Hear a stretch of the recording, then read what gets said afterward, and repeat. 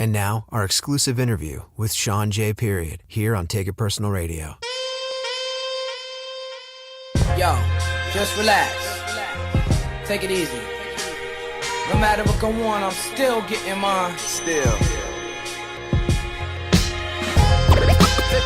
it personal. Take it personal. Y'all know the name. Right now, you're tuned in to Take It Personal. What you waiting for? Ride a style on man, I'm like, Oh my God. Danger. Take it personal. Yo, yeah, this is DJ Premier, Take It Personal Radio. Y'all always doing the damn thing, and y'all need to listen up. Alright, yo, ladies and gentlemen, I hope you motherfuckers are tuned in, because right now, if you don't know what the fuck is about to go on, bitch, this is Take It Personal, with my boy Full of Flavor, Kevlar, Aaron, Roger the Announcer, and DJ 360 with his stinking ass. Take it personal. Y'all, I'm getting ready to put y'all up on something, man. Yo, what's up? It's Eric Sherman, the Green Knight Bandit, representing the EPMD here on Take It Personal Radio. This is the truth. Yeah, y'all. Checking out the Take It Personal Radio show.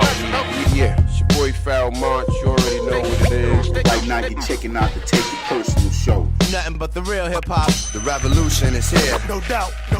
Y'all care anymore about this hip hop, man? Yo, this is KRS-One. Check it out, this is Marco Polo. Yo, check this out. It's the Soul Brother #1, Pete Rock. Y'all know the name. Right now, you're tuned in to Take It Personal. Basically, they know what the fuck they're doing, and you don't. So pay attention. You might learn something. What? All right, ladies and gentlemen, we have a special guest. We have the man who goes by Shawn J.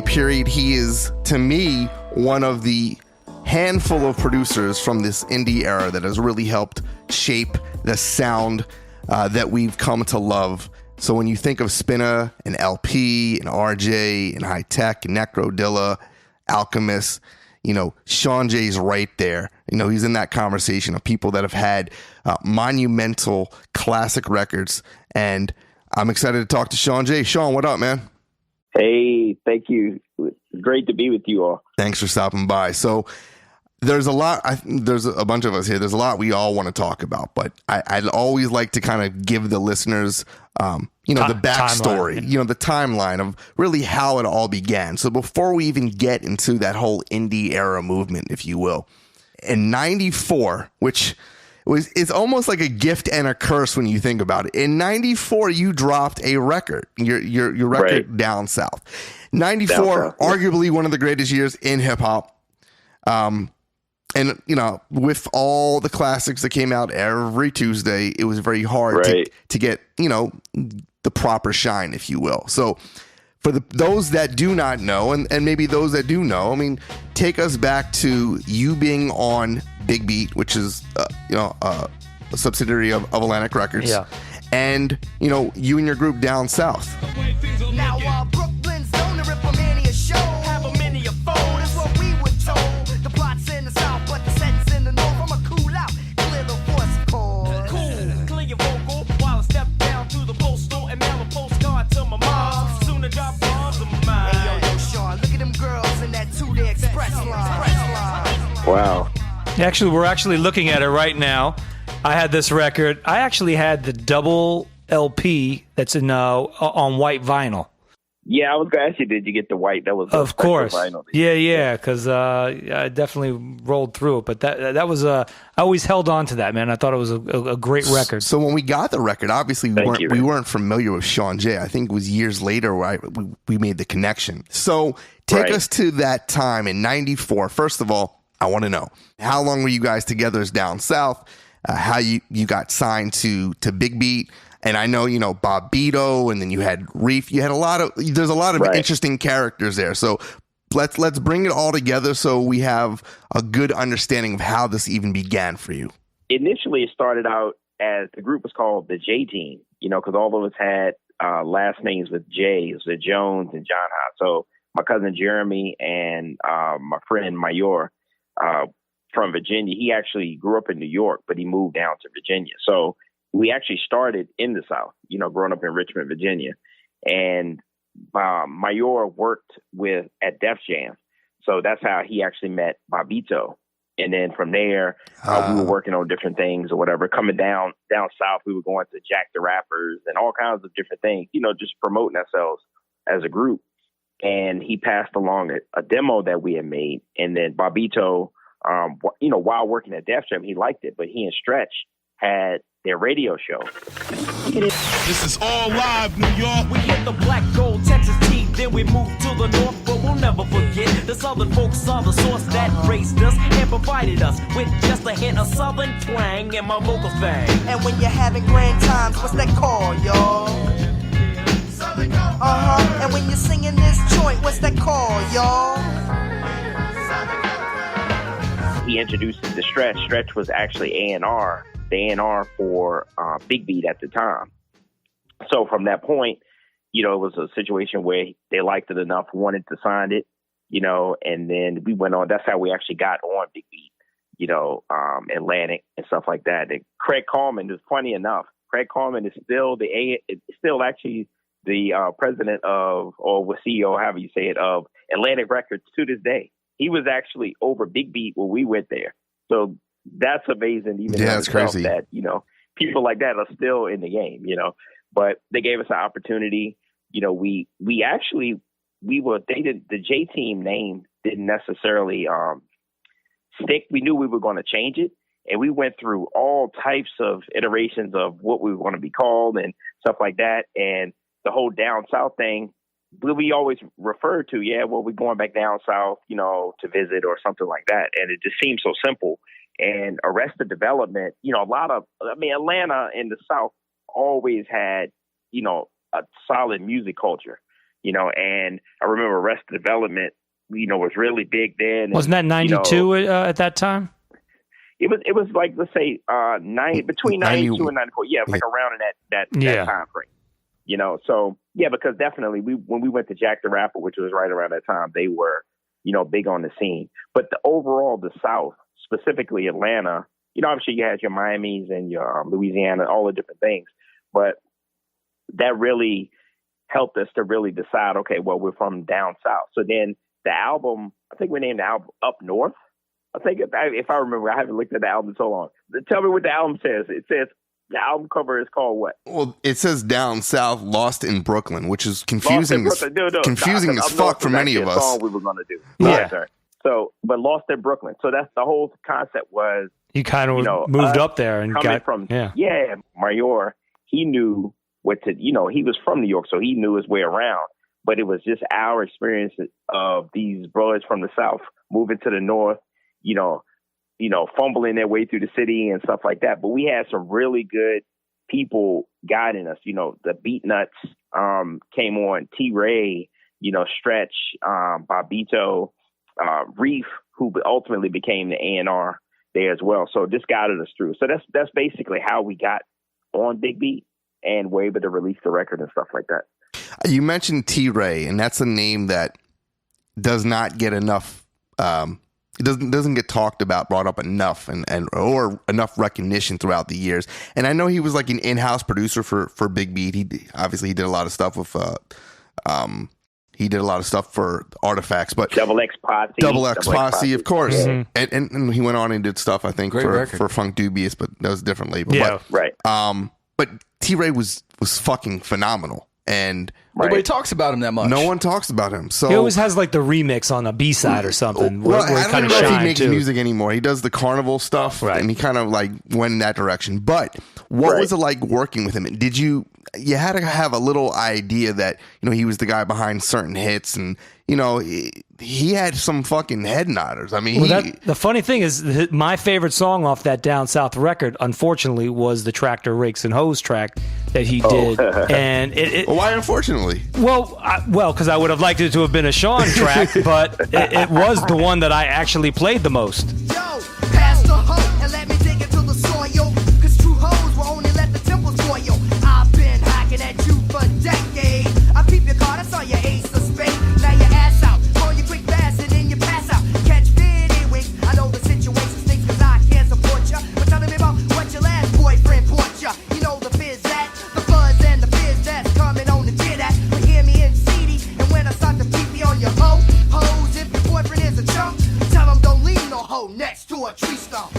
It's fascinating though with that, and I appreciate that too. The thing is, when I came to New York to be a rapper. So I was, a rapper in a group. The music was always just a function of me needing tracks to rap on, growing up and stuff. So I didn't necessarily even view myself as like, oh, this producer. It was really Rob and Stretch. They were like, hey, you need to think about being a producer outside of this. You know? Yeah. So ultimately they paired us up with T-Ray, the Beatnuts. But, so I was able to actually study under them, go to their houses, when they were digging, just learning from them. So I view it as, they were like some of the best teachers that I could have ever asked for, to really help to make my decisions as far as even in being a producer, so, and he definitely doesn't get a lot of credit. He did obviously the Artifact stuff, and like you said, what we talked about, Double X Posse, Double X, Funk Dubious.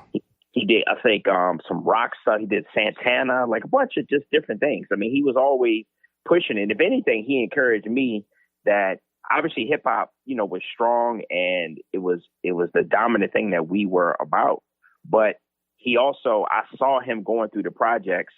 I would go to the studio with him, even when I wasn't there, later on and stuff, when he was doing different projects. And it just encouraged me that, as a producer, you could really, push the envelope and not just do one thing. So, I definitely, accredit just the aspect of that thing of actually pushing myself to do other things to him. And you really got Stretch on his early production stuff. Before he became, someone who they tried to use on a lot of projects. You know what I mean? Yeah, and we obviously met him through that. They just he was, like you say, in the label, and it was just, oh, hey, work with these guys, So we were getting to know him just as you all were, technically, through the music. We didn't know him prior to that, You talked about the Beatnuts being a part of the guiding process for you. Yo, there's some wild dudes back then, man. Probably still now. Talk to us about what it was like being in the room with them putting together beats. It's not really Spanish all the way, but it's more Afro-Spanish. Oh, man. The Beatnuts.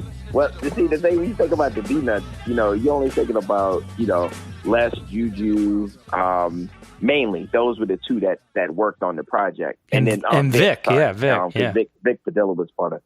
And Fashion, but Fashion was rapping and stuff like that. So, but same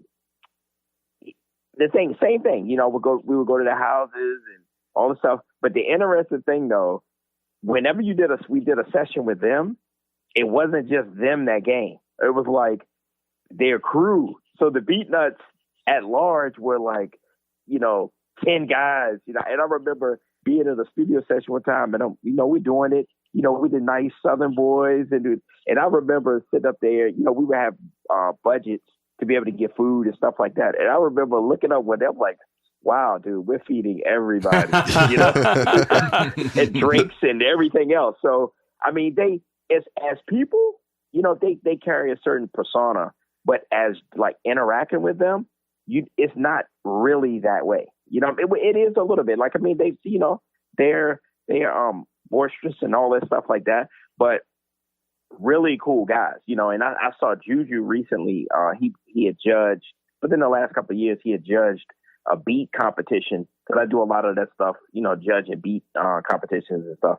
And he came out, and just such love, man, that I have for them, and those guys are cool, man. They it's a persona on record, they have a little bit in person, but totally relatable guys. Could talk to them, really great guys. So. They're one of the first crews. There's a small handful that had a real distinct signature sound. They did, and they brought in that Lower East Side kind of Latin thing too, For sure. So after 94, you dropped the album. It had to be a little tough because, like I said earlier, you came out in a year where it was classic after classic after classic, and I'm talking, it was one of the greatest years in hip hop. So right. Your album unfortunately got lost in many people's list, if you will. So not everybody was like Dre or myself who liked it. I remember Open Sesame, and I was. By the way, was that the first Bobbito appearance on record? I actually don't know, but I mean, I wouldn't be surprised. It might be. It might be now that I think of it. But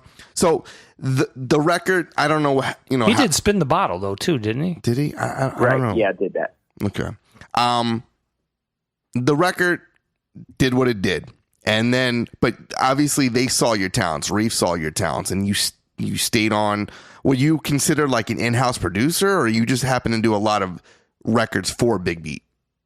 Well, I mean, obviously that was my point of contact to the industry, to New York. Mm-hmm. So once we were released from the label, we went through, man. It was like, you come here to do this thing, and and particularly, music, people who do art. I mean, you wear it on your sleeve, and it's like you validate me in one hand, and then the next minute you don't, So we went through like a little depression almost, man. Just like kind of had to get our heads together. And for me, because I had the relationships with Reef and through Big Beat, it was just a thing where, okay, I want to do this independent production thing. So, let me see what's going on. So ultimately, Mad Skillz, funny enough, Mad Skillz and I are from the same town. Oh, really? But I didn't know him then.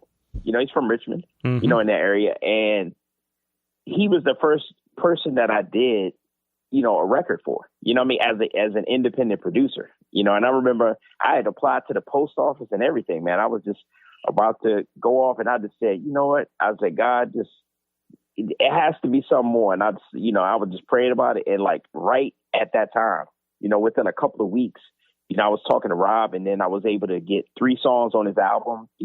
Back then they were cutting half checks. So you would get half of whatever your negotiated was. So I was able to, that actually is what helped me to go off into being an independent producer, was my songs for Mad Skillz. Other than that, I would have been working at the post office. Get closer to your speaker. It's Mad Skillz, the mic freaker. The callers technician, ill break beat seeker. You're feeling weaker when I begin to come in. Whack MCs are like abortions, cause I ain't having none of them. So break it down for me, I can't understand. Nowadays you got more rappers than you got fucking fans. And man, listen, that's a pity. That shit wouldn't come off the shelves if an earthquake hit the city. If they ain't pulling blunts, they pulling triggers. I'm getting tired of DJ Nobody and MC New Nigga. I start ciphers for self in dark alleys. I wreck shows lovely cause I got 9 personalities.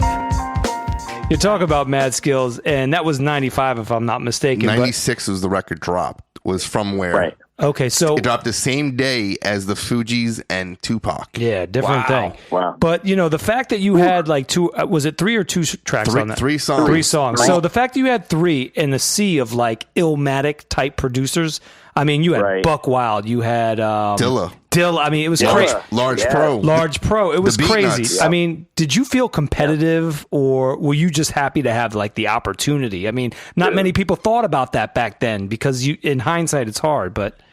Totally happy to have the opportunity. I mean, that's really what, I didn't even think about it, because you don't technically know all the people that are on an album. Like, I heard some songs, right? Yeah. That were being produced, like Skillz were playing in the studio or something, but you don't know the full aspect of who's on it. Like Dilla, he was still catching the wave, just really getting to know who he was. Like, I didn't know him, at the time. So, less than him I knew.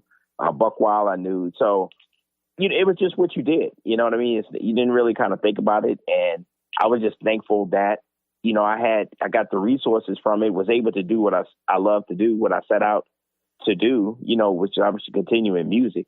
So, I didn't really look at it as a competition, but like looking back on the album, I'm like, wow, that was an amazing album, just as, the body of work, but then to be alongside all those other producers, I'm definitely grateful for it. So, did that album kind of create a launching pad for you? Like, were you in demand after that? Did people start hitting you up, or did you go seek projects out? With seeking projects, I mean, that started it. And then from there, and also through the connection, like say, because the Artifacts were, we knew them being label mates as far as the groups, right? But then when we weren't on the label as a group, they were still there. So I was pursuing, okay, the story is told. Like Elder and I, we talk about it. Even we've talked about it, on radio when I did something with him, whatever. But I just love them, man. Like, what they did, and they were like super hard, like in the sense of, I bring them tracks and they'd be like, okay, I like that, but that's not it yet. And I just locked in on them, and just really said, okay, well, I'm just going to keep submitting, keep sending, giving them tapes. To the point where by the time it was all said and done and the persistence paid off, I ended up doing about half of the That's Them album, because I just kept going in at them, and a lot of times we don't do that. We just kind of, sometimes you spread yourself too thin, just in life in general, and it's the difference between broad light like the sun and that same sun harnessed as a laser can cut through, it can cut through a diamond, you know what I mean? So it just was the whole focus aspect of it that I think got me to the place where I was able to do a lot of, production for different people. Cause it was just, that's what I was doing. There was no plan B. It was just going in, Well, I say from like 96, 97 is really when you started that run. So like you had mentioned the Skillz, you were talking about the That's Them. By the way, many purists, artifacts will say that That's Them is the best album in their catalog. And I think I love it. I think it's aged well. You produced half of it. Artifacts, the actual single. Yep. It's phenomenal. Right. It's your best song, man. Right. Thank you, man. I like to rip off mics and clock up dice that roll funny, getting blunted off somebody's whole money. Honey, speak for me for cheese, ease back. Please keep that weave intact. Best believe the Tamer D will be back. Get the weed sacks, relax. Fuck a flick from Blockbuster, I'ma touch ya. Proving who got the bomb like Russia. Friendly neighborhood rap hood with goods. Could it be? Yes, no question. Now let's start up the session. Kick a rap out till I black out. Check out when I wreck out, throwing backs out. Laughing out loud when niggas crap out. Me, I want more G's than the LAPD from when I wrote my first rhyme in 83. With each piece release, I reach mad blocks. Analyzing more spots than Matlock. Now I got this rapping shit on padlock. You only half rock. My shit returns like resurrections in religion. Was fucking with the fact we only bullshit. And then you also did work for Heltah Skeltah. I know that was, I think a year earlier, it was on the B side of Therapy. It was Place to Be. Exactly. Place to Be, yes. So this is before Sean P became Sean P. But correct. Working with these cats, you knew what, the whole boot camp duck down thing was like. What was it like working with those guys in particular, Rock and Rook? Man, it was fascinating though, and I think about as a producer, no matter what, you could even look at, let's say, a Michael Jackson. Michael Jackson technically only has his career, right? No matter how large you are, those guys had their career, but as a producer, to be able to move around is so awesome. So let's say coming from the Artifacts and the Skillz and stuff like that to work with them, they were from Brownsville and obviously had a different experience, you know what I'm saying, of life, and they spoke about that. So to work with them, it's like, it was just super cool for me because it was like working with a different type of artist, you know what I mean? And that doesn't mean they were super dope, you know what I'm saying? And it was like, the boot camp welcomed me in, man. And just, I did other songs for like some projects like Illinois and some different things. You did the compilation, the For the People compilation. Yeah. You were on that as well, yeah. Yeah. So, and who really brought me in was the Beat Miners, and I met them through a former road manager, Joey, introduced me to them and then to Baby Paul. And Baby Paul technically was the one who said, because I think he did La Fly, the Scorch Guy thing, right? So he's and hey guys, check this guy out. You know what I mean? Then I met, Drew Ha and all the guys. So the thing when I really look back on it, I was able to be in different groups. Like the Artifacts are from New Jersey, not even from New York. Boot camp from, Brownsville and that area. Most of them from like the downtown Brooklyn area, Flatbush. It's just amazing how as a producer you can just move from group and groupings of people and really tap into their experiences. You know what I mean? So I'm super happy, grateful for that. place to be is on my side, dude. Cause you don't wanna be the target when I fly the coop. Nah, place to be is on my side, dude. Cause you don't wanna be the target when I fly the coop. Buenos dias, you know me as Rock. El Numero uno, papi chulo, sticking dick to your chick culo. Hard to kill like the white boy hatcher, snatch a MC off the rap for the simple fact he's wacko. What's the deal? I feel you can't step to Shawn. Wigging out on bitch ass niggas since Decepticons. Transform. The plans on, but I wish Mary J. Blige remind me. Take my hoodie off, nigga, I can't see behind me. You know, before we go into all the ruckus stuff and kind of the sound that defined the indie era and for the most part defined you in my mind, I just had a kind of a question and just wanted to kind of pick your brain on this. You know, since Timbaland and Missy kind of defined, you know, I want to say 96, 97, the Virginia sound.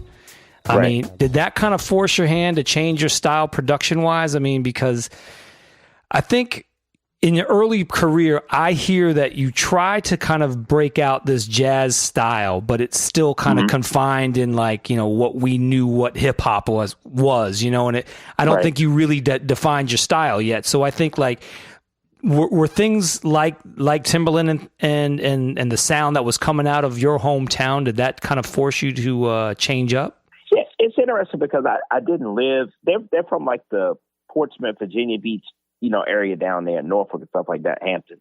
So I'm up just up the road, up 64, you know, but the thing is I wasn't in Virginia anymore. Right. So it was just, my experience was just like everyone else's experience, how they, you know, they came and just really, you know, redefined how people were approaching, you know, music as a whole. So I got it, you know, inadvertently through, not just because they were from Virginia and, you know, and obviously I'm thankful for that. Like, wow, you know, home state and all of that. But the one thing I saw in Timbaland, and thinking back on it, if I remember correctly, it was almost like he borrowed some of like the drum and bass type approaches, you know, to things with the hi-hats. I mean, now we have the triplet hi-hats with all the trap stuff, but he was one of the first ones on this side who broke us out of the 1/8 hi-hats and all of that stuff like that. He did more of the double timing in production. So he would put it on like 180, but yet it would be a 90. You know what I mean?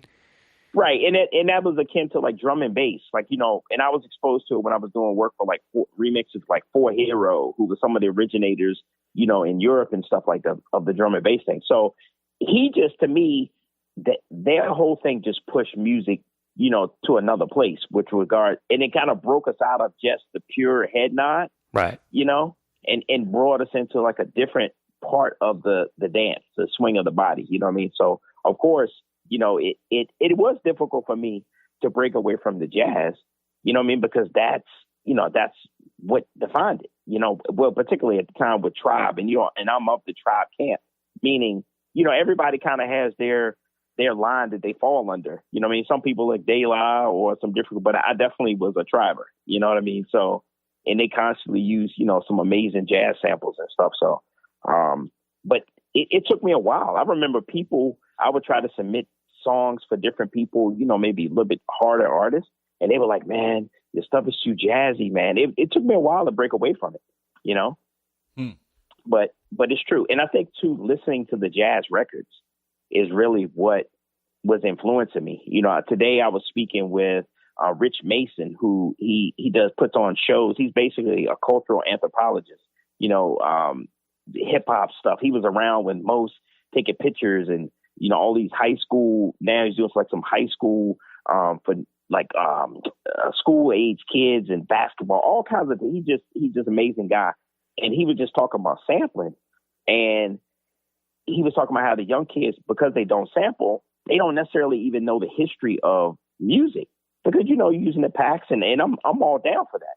But it made me really think like, wow, I actually learned music through seeking samples. Yeah, you know, I didn't appreciate the songs. Yeah, I was looking at it more as a consumer. What can I get from the song, a snare or whatever?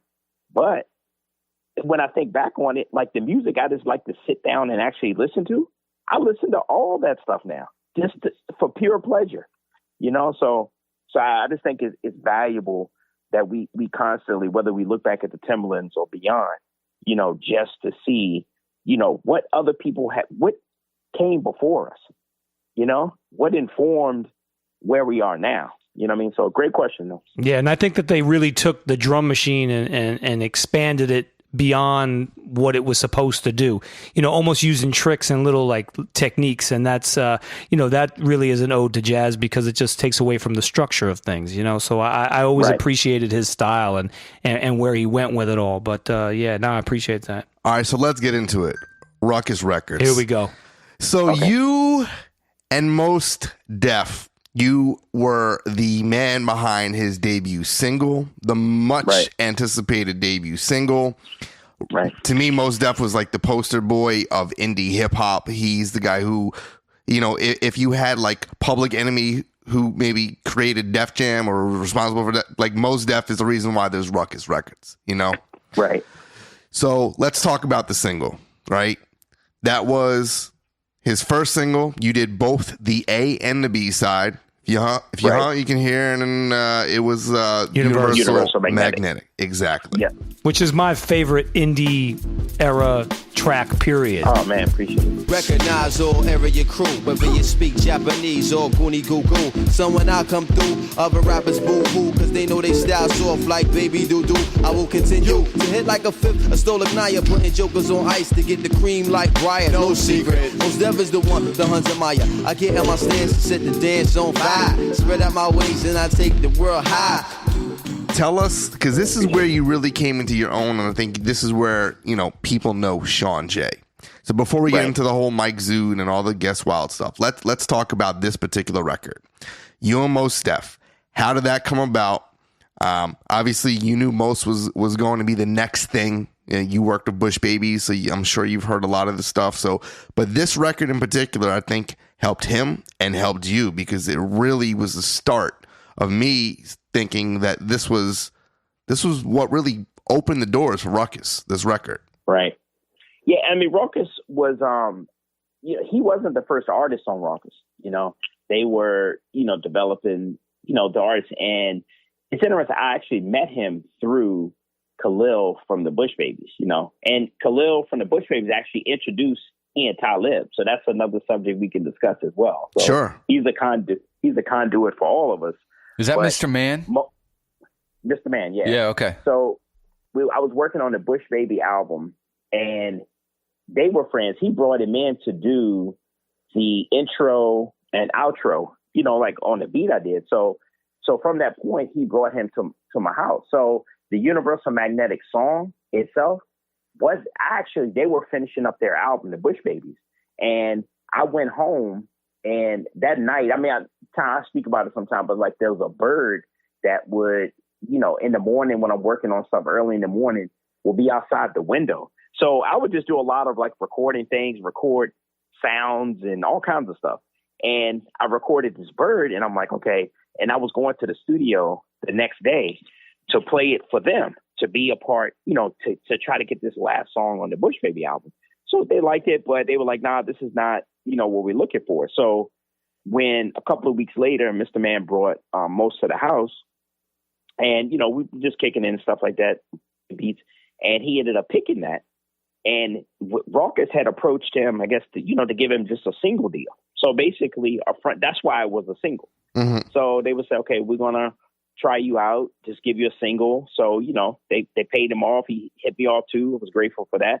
And we recorded the album. We actually recorded the song at Skef Anselm's house, of the tribe, Skef Anselm stuff. Yep. So we recorded the Universal Magnetic at his house. And, then we, went on and we recorded, If You Hunt, You Can Hear, I think we recorded with Duro at Platinum Island, if I'm not mistaken, but we recorded that somewhere else. But it was, the whole idea was he had a single, he and I starting to get to know each other. And, that's it. I'd heard of him through the Universal Thermal Dynamic or Urban Thermal Dynamic. My Kung Fu. Right. So, so I had heard of him, but I enjoyed what he did, but it wasn't like he was fully budding at the time. You know what I mean? He was just starting to get his legs under him, and he was doing more like commercials.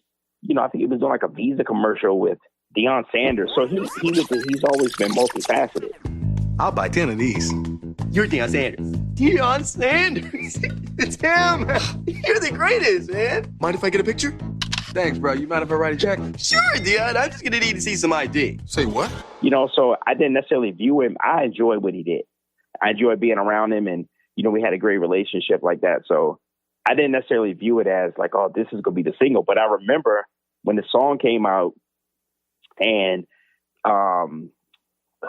somebody from Jazzy Jeff's camp hit me up. I think it was Rich Medina, and called me. You know, they said, "Oh yeah, you know, the song came out," and they asked us to come down there. And I remember that was the kind of the moment in my mind where I was like, "Oh wow, like this thing could, you know, Jazzy Jeff.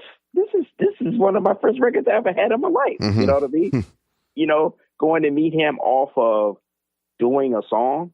And that kind of showed me like, wow, like how music can travel, you know, and how influential it is, and how people, you know, want to just talk to and just kind of, you know, get at the people who do things like, you know, different songs or art or whatever. So, but it was a great opportunity for us to do, you know, that song and stuff like that.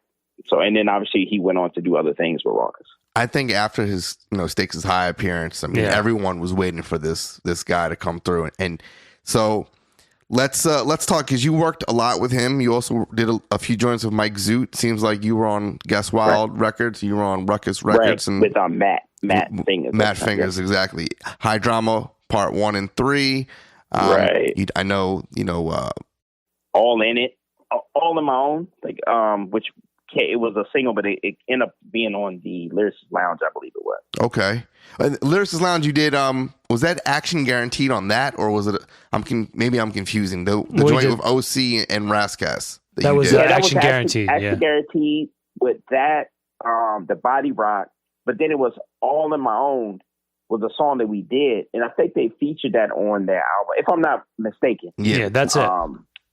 For one of the Lyricist Lounge albums. Well, Lyricist Lounge, that was the 98 first one. Well, Volume 1 was with Body Rock. That was Body Rock, All on My Own, and Action Guaranteed. Right. So let's talk about Body Rock. So look, Mos is already at this point, you know, he's more established, right? You had Q-Tip, right? Everyone's, you know, favorite, and you had Tash from the Alcoholics crew. To be the guy to provide that, you know, that beat with 3 iconic MCs. I mean, I'll let you speak. I'm not going to speak for you. Dude. But that had to be one of the greatest feelings, you know, to find out that was going to be, you know, those guys were going to be on that record. And up next we got Katash with that West Coast rhyming, bombing niggas with the style as dangerous as mountain climbing. Cause the alky words I'm spitting be twisting while you listening. Plus I'm in this motherfucker with the liquid coalition that'll leave you in positions twisted backwards like yoga while you staring down my throat like is he drunk or is he sober? Who knows? All I know is Tash got flows and got the technique to get the ladies out of their clothes. I've been overly exposed to the 40-os and chickens, so I'ma keep it pumping till the beat stop kicking or till the plot thickens. Cause this is how we do catastrophe, Mos Def and the brother man. Yeah, but now that you say it, let's play that. I guess I thought about it at the time, but that brings a smile to my face.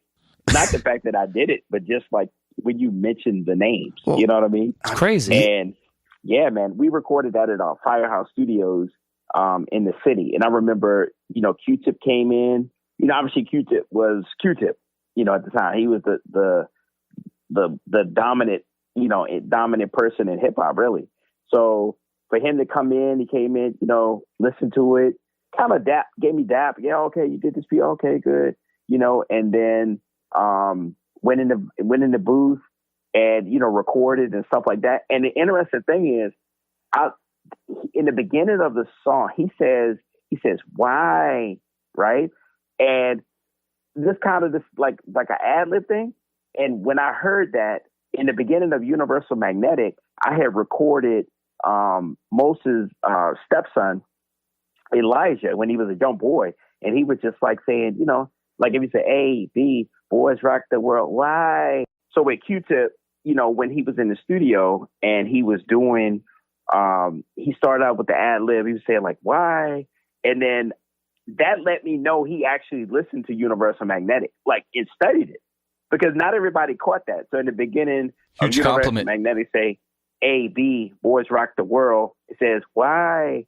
And I was like, wow, that was Elijah Moses' stepson. Wow. So I was like, wow, this guy's actually studied the beat. So that's not something that's really subliminal, you know? So, you know, obviously being in the studio and just hearing them and stuff like that. And it's fascinating because Q-Tip, to tie that whole single around, I had given Q-Tip, I had given him a B tape, right? Through, you know, people that we commonly knew. And I saw him on Broadway. This was before even the body, even the song, even doing Mos Def. I gave him a tape, and he came and I saw him. I approached him on the street. Yeah, he's like, okay, yeah, I like this stuff. And he was just saying how, he said, yeah, we need to do more up tempo stuff, right? But one of the songs he actually referred to on there was actually If You Hung, You Can Hear. It was on a B tape that I gave him, and he talked to me about it on the street. You know, and then most ended up picking that. So it's kind of full circle how that whole thing comes around, wow. You know? But it was dope. And then working with Tash, you know what I mean, with the Alcoholics, man, you know, super dope, you know, as always, man. It just was like you said, when you name the people, you know, it's like, wow, those are some amazing artists, man. It's crazy. And you know, the funny thing is at that time, I mean, a lot of people, I think, had the misconception that you had a production deal through Ruckus, and they really didn't do that kind of thing back then.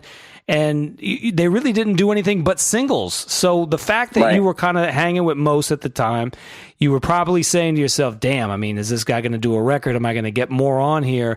I mean, he was one of the first full-length LPs on that label. I mean, what was your thoughts when they finally decided to not just do singles and kind of move into an LP format? Yeah, well, the thing is, too, and this gets into some of my history and our history together. Like, I was already, I was sampling, but I was playing, too, right? Mm-hmm. So the thing with the album, when I got to the point where I had to say, you know what, I'm not going to sample, my lawyer was like, okay, well, you know, you have to be careful, you know, obviously, you know, people's lawsuits and stuff. And then, you know, I had dedicated, became a more devout Christian and stuff. And I remember I was just, the sample clearance thing, they really teach you to kind of hide and do all this stuff. But I remember, you know, read the scriptures, let him who stole steal no more, let him work with his hands that he may have to give to those in need. And I just couldn't reconcile it. So that's the thing that really, because I made the decision to really stop sampling, it's like, and he wanted to still use tracks that I had, right? But I was like, no, man, I don't even know where I got this stuff from. So it really, me not being on the album was more part of me than him. You know, it was just like, you know, he wanted to use the stuff. I was like, dude, I don't know where it is. And, you know, and we both had certain spiritual, you know, journeys where it was like, you know, even Universal Magnetic, you know, I took it, original beat was different because he had read this book. It was talking about, he's a devout Muslim, you know, about this horns and bass, like evoke certain evil spirits and stuff like that. So I actually changed the bass on Universal Magnetic. I changed it and ended up playing like a Rhodes, and then I took like a rubber band and like close mic'd it and looped it and like fed it back on itself to create like a bass sound. You know what I mean? So that it wouldn't violate my friend. You know what I mean? So we both were going through these spiritual, you know, our spiritual journeys, and me not being a part of that album, they wanted me to be, you know, but I turned it down because it was like, I don't have anything to give you, you know, and I had to really relearn, you know, music and my approach, you know, and I've since, like, sampling is not bad. And it was just, I didn't want to steal, really what it was, you know, and I didn't have any music to give them. So they moved on. You know what I mean? That's a hell of a story. You're only going to get that. I'll take it personal. Well, you mentioned going to hiding. So before all that, you were on the Black Star album, right? You were on, I think, Children's Story and Haters Players. You did work with Network Reps. I know Kamani Rogers, the Masterminds, J Trends. Yes. The Frontline collabo, sick.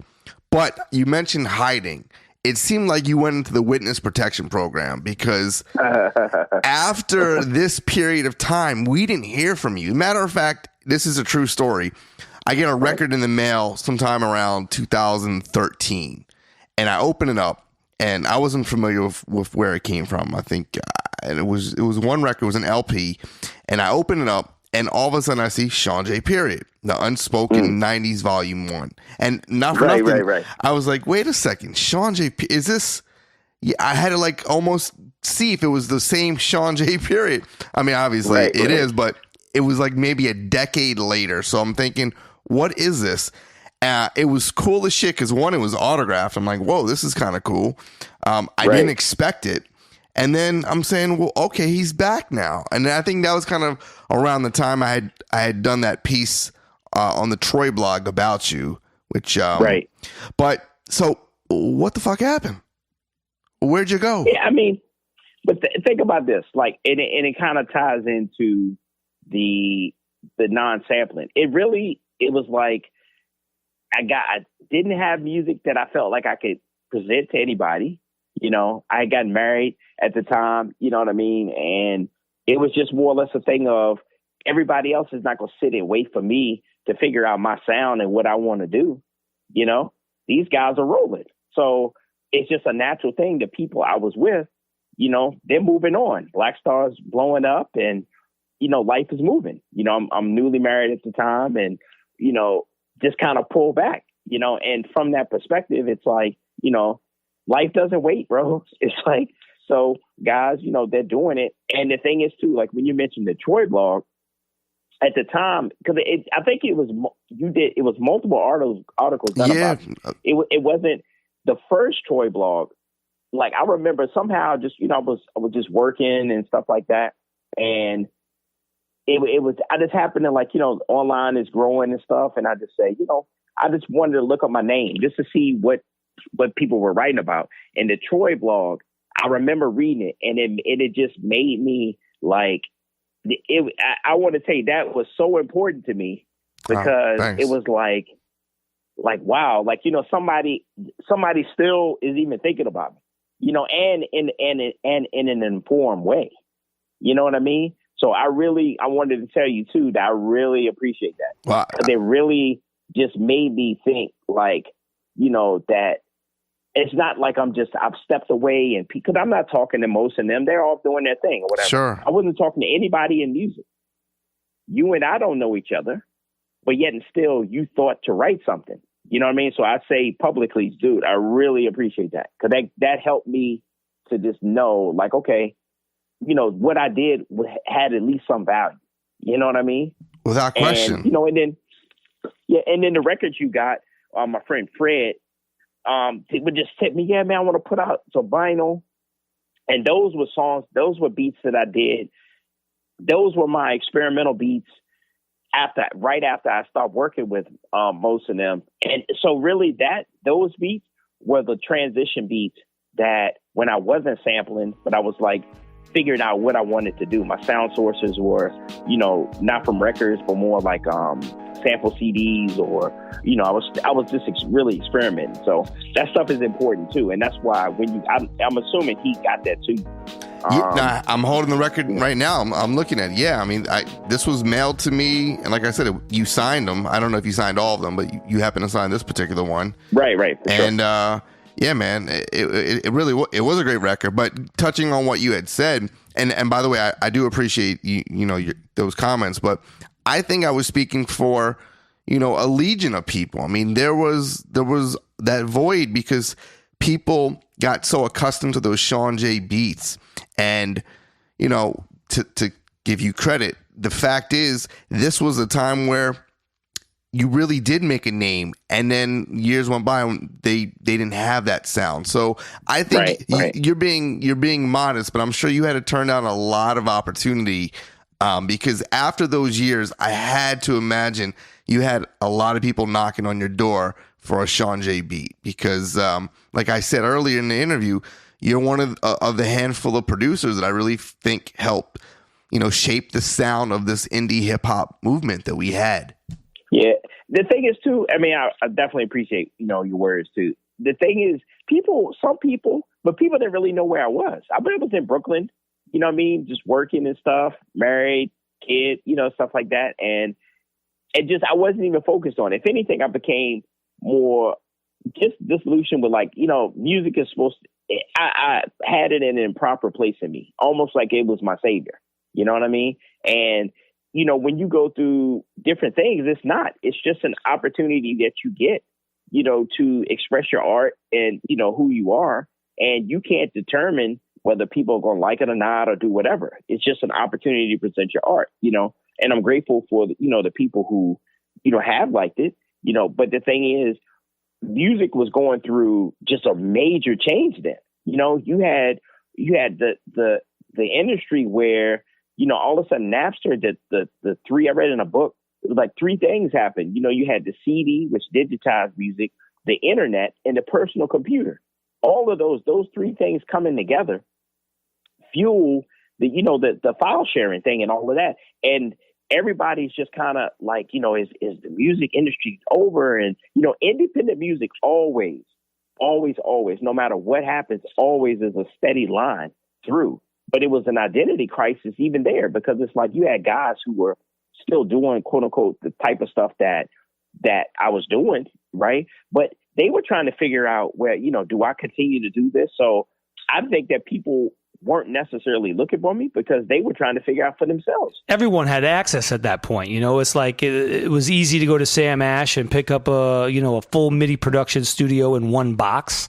It was easy to go and listen to your favorite thing at the Knitting Factory, where producers would be on stage trying to, you know, basically do a beat showcase or something like that. But that's the thing. Right. You could have totally taken advantage of those opportunities. So I guess you reverted to being a family man and things that were important to you. And I would assume you went for a regular 9-to-5 type job. But what was the catalyst that made you say, okay, like something's missing, and you know, how am I going to interject myself back into the mainstream of what shaped me, what I love? Because you got to remember, I say this to my wife all the time, and she hates when I say it, but my longest relationship is with hip hop.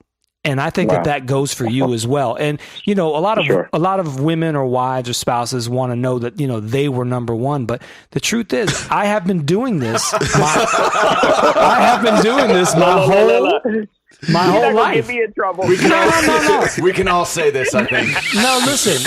I have been doing this my whole life, and I have had ups and downs with it, and I have questioned myself, and I have done the non-sampling thing for a while. Then I got back into sampling. I mean, all of these things have kind of shaped the ups, the downs, the ebbs, the flows.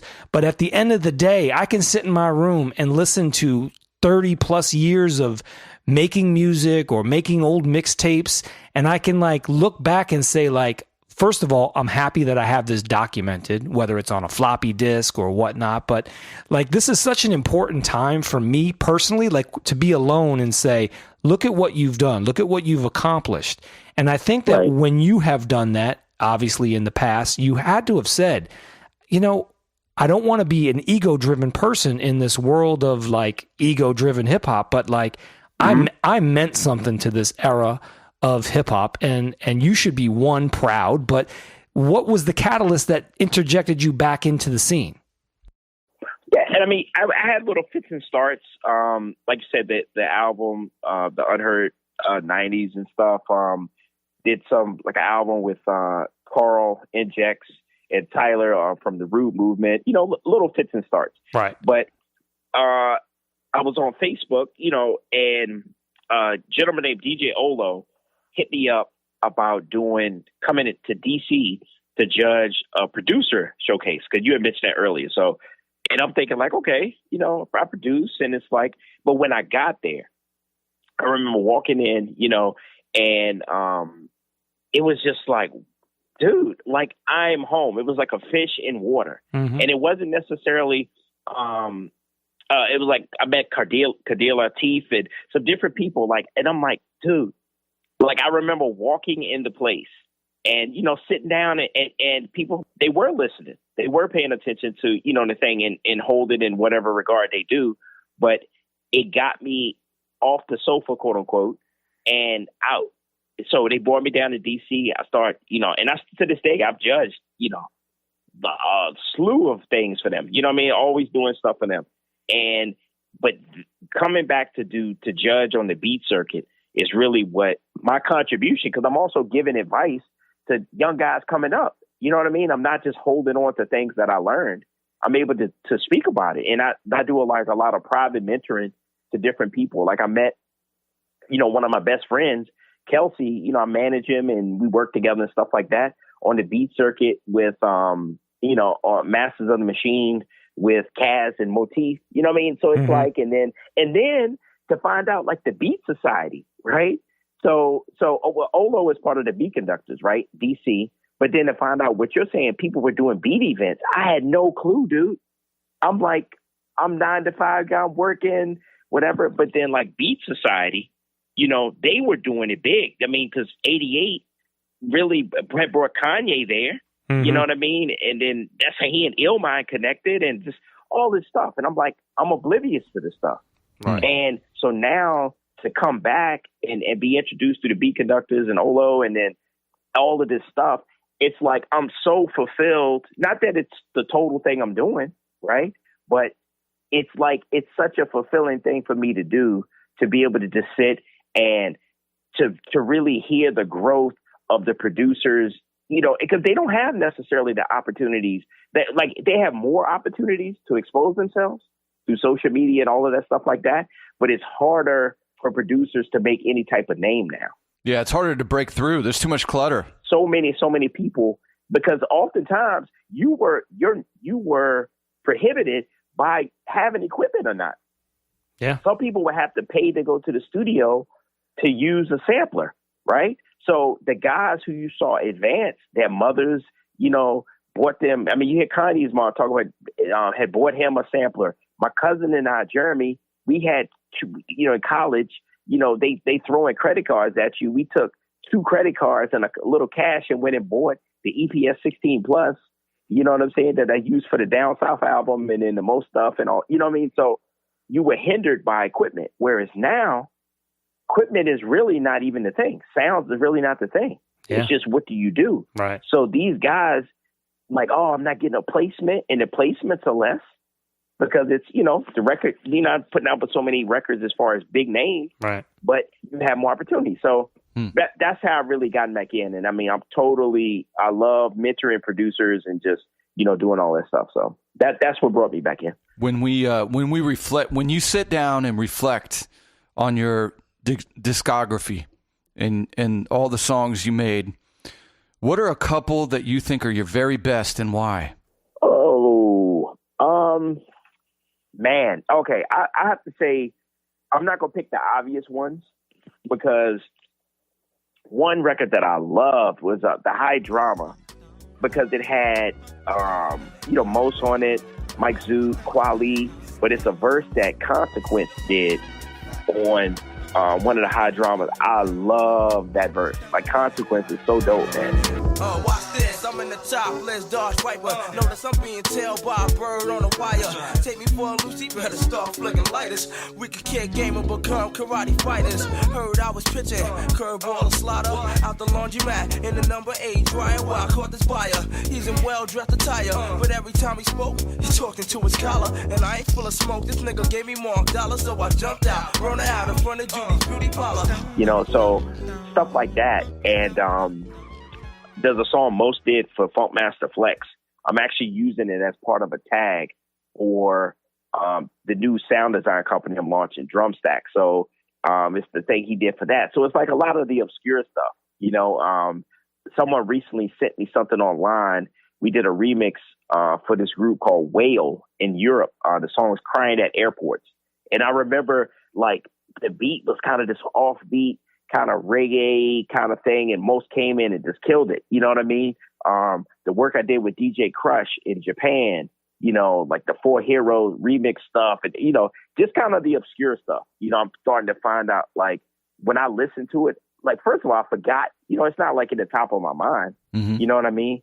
But like, I really appreciate that stuff. And then, like, I was listening to the Artifacts album. I was talking to L the other day, and I had to call him and tell him, man, I talk to L pretty often. And I was just like, dude, I really appreciate you all giving me this opportunity, man, to really do that many songs on that album.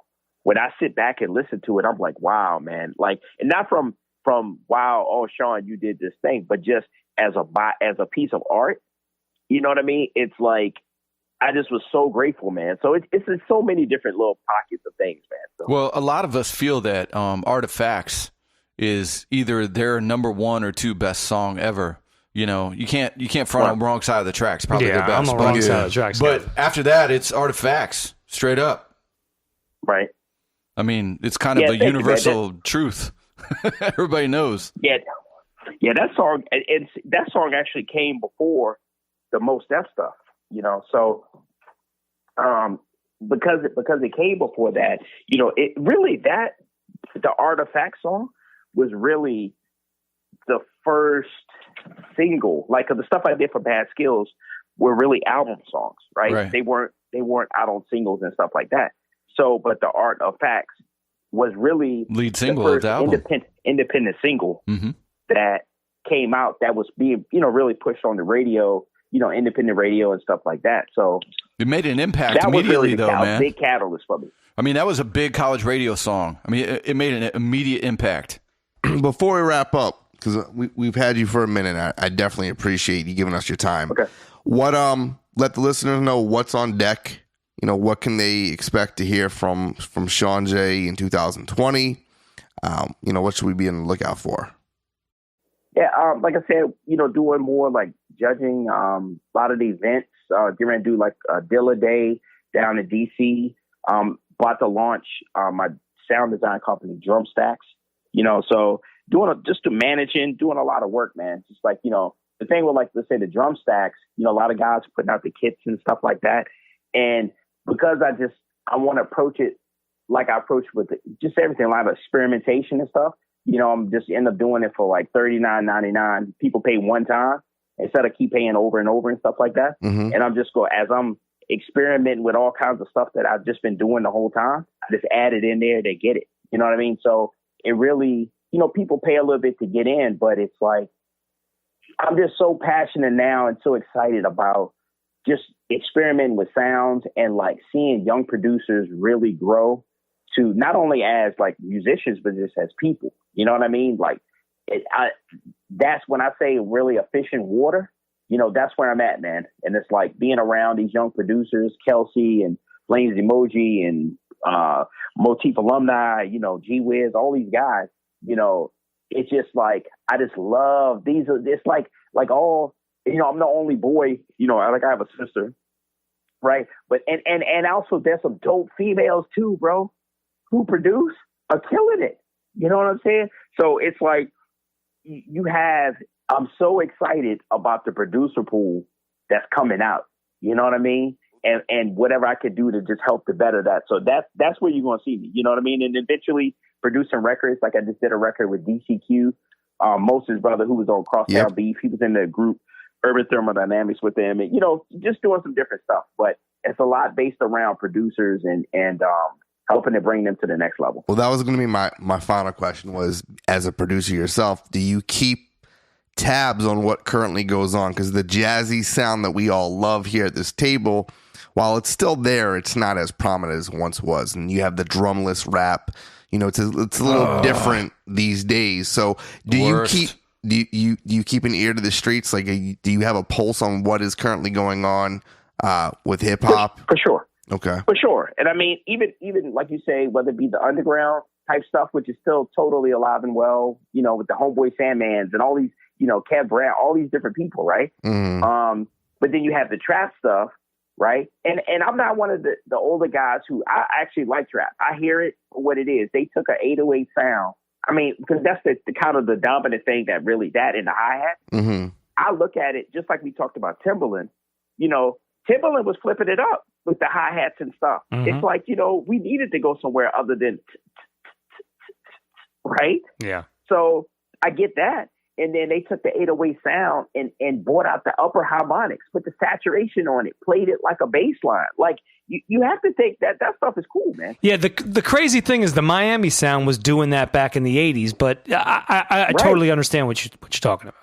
Yeah. The problem I have with it is that everything sounds the fucking same now. And it does, and then it doesn't. Like, and that's where, like, if you really, and this is just coming from a person who I always try to, like, give each group just a fair shake. You know what I mean? Like, Now, our stuff may have been, because look at what we were borrowing from. Right. We were borrowing from actual musician stuff, right? Horn players and just all this stuff like that, chopping and doing all this stuff. Whereas the reference point, they're really taking a couple of VSTs and playing and doing whatever, and it's a certain bounce, and they're not necessarily doing full production type stuff. You know what I mean? Yeah, they're It's just real dropping simple, out and but then doing, you have some, yeah, but the then low you have passes. some really complicated stuff too. You listen to one of like the Migos album. Some of that production is complicated, man. The production, you know what I mean? So, I don't have a problem with. I think it's the content that I have, and I think many of us boom bap dinosaurs, whatever you want to call us, or lyrical guys who just care about the lyrics. It's the trap music. I could listen to an instrumental all day. You put on Future or whoever it is, young. Well, not Speak Young for Money, yourself, Jay. young Thug. No, but it exists. The beats are fine. Yeah. It's the content that it's lacking. Right. They're not all Kendrick. I mean, well, yeah. So all right, and I mean, look, but you think, but look back at, like, if you really look back into our history, not everybody was coming. We would talk about all kinds of stuff like back then. So it's really like you can't really, like, the artists. That's what they're hearing, they're seeing. And really, the crowd, the consumer is calling for it, because the consumer doesn't necessarily want deep lyrics. You know what I mean? They just want to escape in this music, like life is hard or something. You know what I mean? They don't want something making them think too much. but hip hop was always hip. It's no longer hip. It lost the hip, and it's a little more hop now, and that's a problem. Our kids don't think we're hip, so it's more. It goes with the. It goes with the time. But I do keep my ear to it. I can't say I fully have mastered how to do it. You know what I mean? Because my sensibilities come from where they come from. But I have guys around me who show me different stuff, and I appreciate it. You know what I mean? What it is, like you said, content-wise, But back in the day, all the content wasn't great either. You know what I mean? It's just. But there was 10 of them rather than 10,000. Yeah, exactly. Yeah, we're awash in everything because of just how technology has allowed everybody in the pool. Well, so that's really what it is. I just think the writing is lazy. When you had people like when Q-Tip made fun records, silly records, if you will, when he went solo, it was fine because it wasn't lazy. It was even LL. His stuff was silly and stupid, jingling baby, but yet it had so much to it. It was cool, and I think flavor. Once you reach a certain plateau, it's very hard to go back. But look, we could talk for hours and hours, and I want to get you on the show again. It's been. It's been great talking to you. I'm glad the listeners, there's been many people that, like I said, have just questioned, what happened to you and wanted to know your story. So I do appreciate you giving us your time and telling the people, the story of Shawn J. Period. Thank you, man. And I really appreciate you just keeping, my name alive, man. Just like, that's super important to me, man. I have to reiterate that to you over and over, bro. Like it makes me feel good. You know what I mean? Like in the sense of, that someone was thinking about it. You know what I mean? Because we're just young kids just doing what we want to do, doing what we love. We're not even really thinking about where it's going to be in the future. So I really appreciate just what you've done, not only for me, but just like your platform. You know what I mean? You could have moved on and said, we're going to do this, but you stayed with a group of people that are no longer the end thing. But yet and still you talk to and you approach it as if, it is the end thing. You know what I mean? So I could say from myself and everybody who represents that era, we really appreciate what you're doing. Thank you, man. It's hip hop, man. Yeah. Thank you. And I think paying it forward is such an underrated thing that many don't go into because it's such an ego-driven, business at one point. But what you're doing, and I think what we try to do here on the show is just be around like-minded people, appreciating what we knew was so important and shaped us emotionally, mentally, politically, on every facet of life. And with the utmost respect, man, we respect everything you've done, and we really appreciate you. Cool. Thank you. You too. Perfect, bro. Perfect. I Thanks so much, appreciate man. everything. Thank you. Great talking to you. This is Shawn J. Period. You're checking out Take It Personal Radio with Philip Flavor, Kevlar, Aaron, and DJ 360. Y'all know these brothers are keeping it alive. Hip hop. We hope you enjoyed the interview with producer Shawn J. Period, only here on Take It Personal Radio. And don't forget, we have a new IG page at Take It Personal Radio. So be sure to follow and get in the discussion. As always, we appreciate our listeners and will continue to bring you the content that matters.